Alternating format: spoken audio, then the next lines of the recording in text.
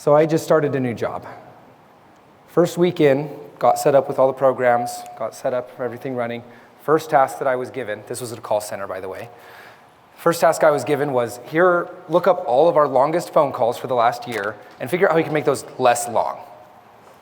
Now, I don't know if any of you have worked at a call center, but usually the reason phone calls are long is because some people are upset and their problem is not really solvable. And so I got to listen to some very upset people tell some very unfortunate call center agents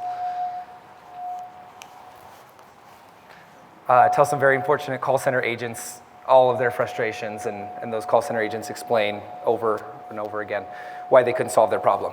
One of these people had a very understandable issue, and through the course of his hour-and-a-half tirade against this poor person, made sure to also bring up multiple times how he, as a black man, knew that all of the other Hispanic people, or all of the Hispanic people in California were terrible people, and just, I'm not gonna give the exact specifics, but he had a lot of specifics about why they were the worst.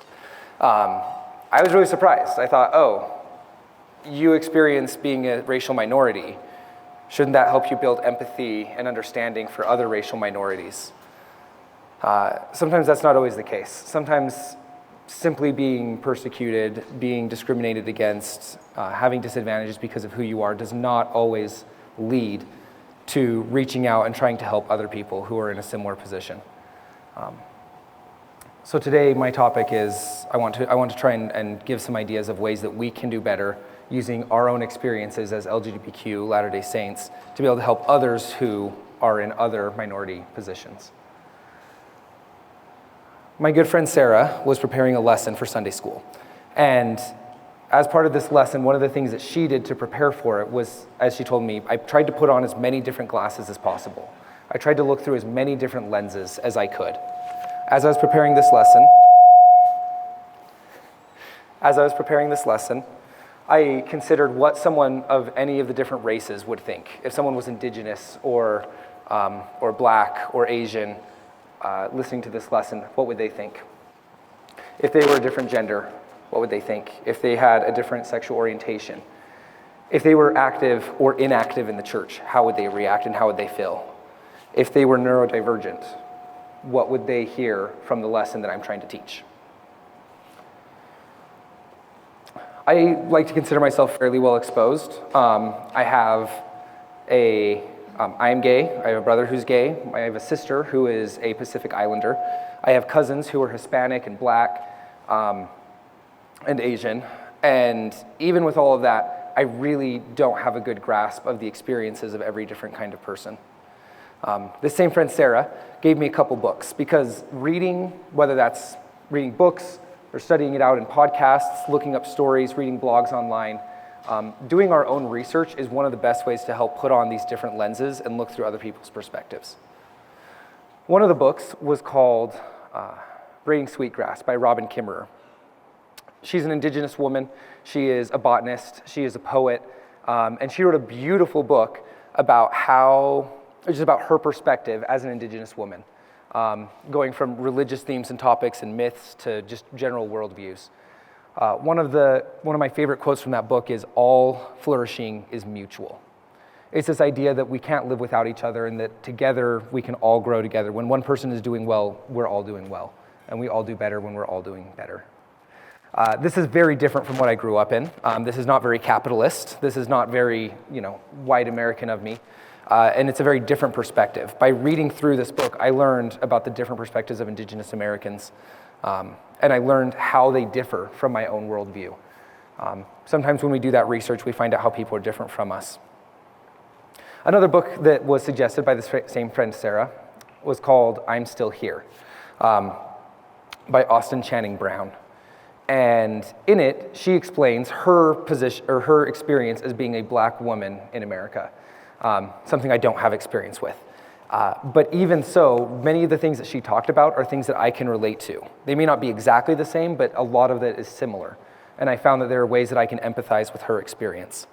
One of her quotes really struck me when she said, "Whiteness wants enough blackness to affirm the goodness of whiteness. Whiteness likes a trickle of blackness, but only that which can be controlled."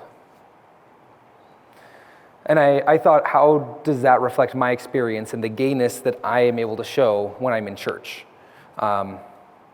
Again, not exactly the same, but there are similarities there that can help build empathy.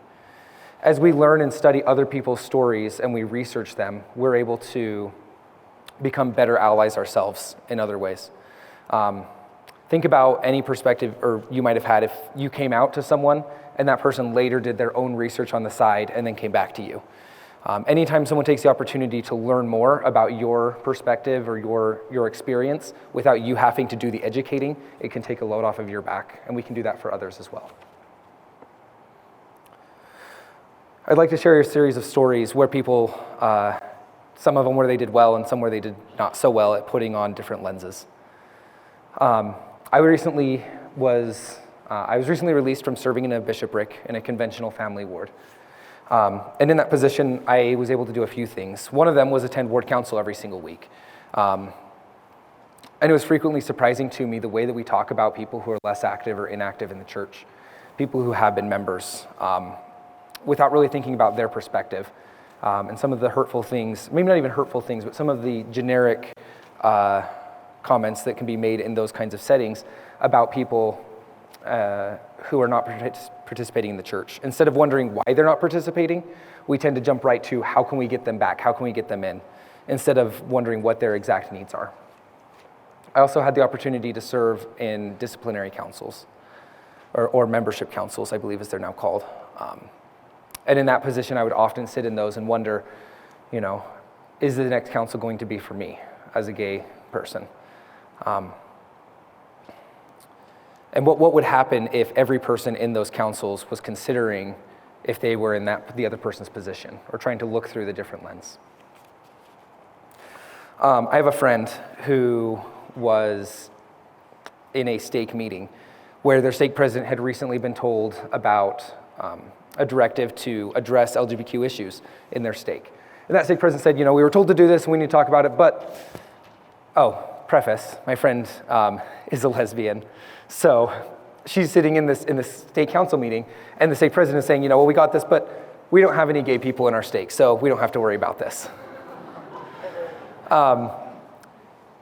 Maybe some of us aren't out. Maybe some of us, are in those meetings and are that person. And think of how the world would be different if we swapped that. Next time you're in a ward council meeting, if it comes up and we try and talk about, how can we better support members who have ADHD? And don't just jump and say, well, we don't have any ward members who have ADHD, so we can just move on. Some of these things aren't quite visible, as I think we all know. I had a wonderful mission president, and his wife, Sister Hill, were coming and speaking to us at one point, and they were talking about ways that we can get through, hard times on the mission. I served in Ghana in West Africa, and one of her suggestions was, she said, I have a comfort food. I really like quesadillas, and so I have a little block of cheese, and I keep it in my fridge, and when I'm just having a bad day, I get my cheese grater out, and I grate a little bit of cheese onto a tortilla, and I put it in the microwave, and I make myself a little quesadilla, and that just makes my day a little bit better, which is really sweet. You could only buy cheese at the mall in Ghana, and that was outside of our mission, so none of us had access to that. If we did, the cheese would usually cost about half of our monthly allowance, and so it was dramatically unaffordable. And then our fridges didn't have power consistently to be able to keep that cheese cold, and it would tend to spoil. And so this little thing that she would talk about wasn't really fit into our experience. As a YSA, serving in a bishopric, I got to be the default YSA advisor and got sent to the stake YSA councils. In one of our first ones, I was sitting there looking around the room, noticing how I was the only YSA in the room.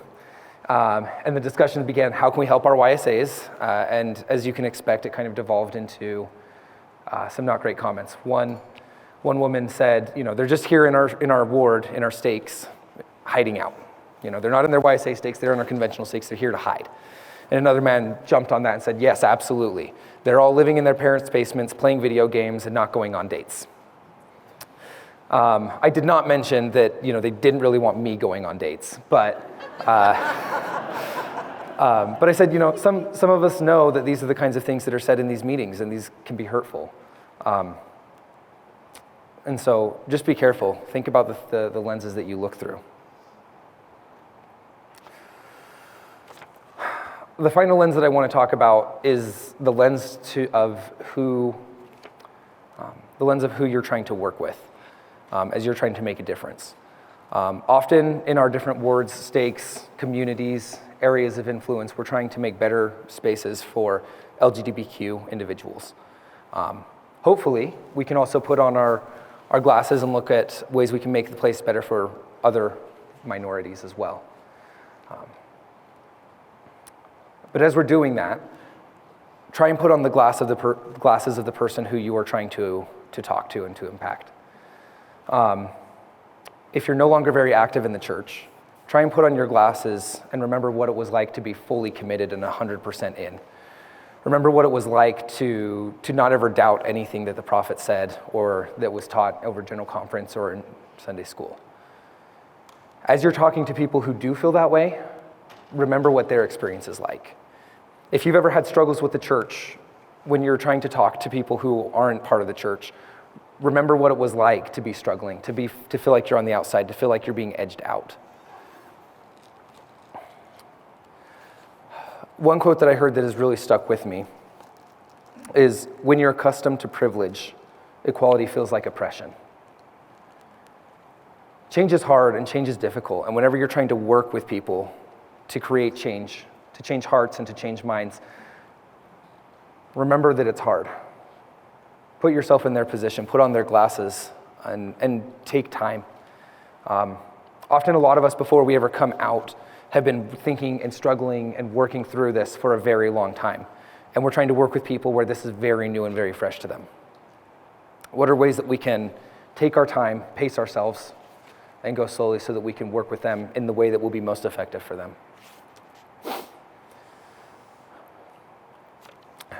I believe that as we do the work to put on these lenses, to try and think about and look through other people's perspectives, we will be able to better succor the weak, lift up the hands that hang down, and strengthen the feeble knees. And I say this in the name of Jesus Christ, amen.